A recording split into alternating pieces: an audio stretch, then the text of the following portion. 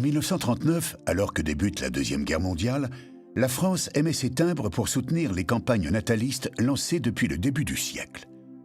Le natalisme en tant que doctrine démographique est né en France en 1896, lorsqu'est fondée l'Alliance nationale pour l'accroissement de la population française. En cette fin de XIXe siècle, le nombre d'hommes engagés dans les conflits augmente considérablement. La défaite de 1870 contre les Allemands est souvent attribuée à la supériorité numérique de ces derniers. Les changements de régime politique ont fait évoluer les mentalités. Là où un roi ou un empereur était l'image d'un pays à lui seul, désormais, le peuple est le représentant de la nation. La peur de l'infériorité numérique est réelle, et détail qui n'en est pas un, en 1896, en France, pour la première fois, les décès dépassent les naissances. La France va donc lancer de nombreuses campagnes en faveur de la natalité. D'abord sans ligne politique marquée, ces campagnes vont prendre peu à peu un tour très moraliste.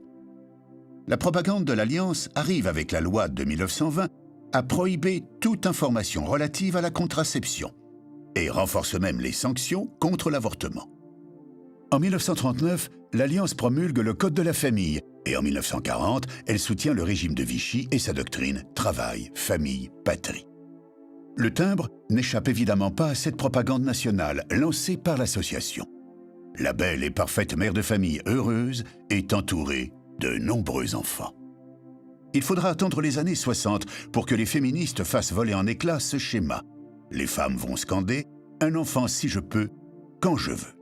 Alors qu'en 1939, comme le suggère ce timbre, on demandait à la femme « un enfant pour la nation, quand la nation le demande ».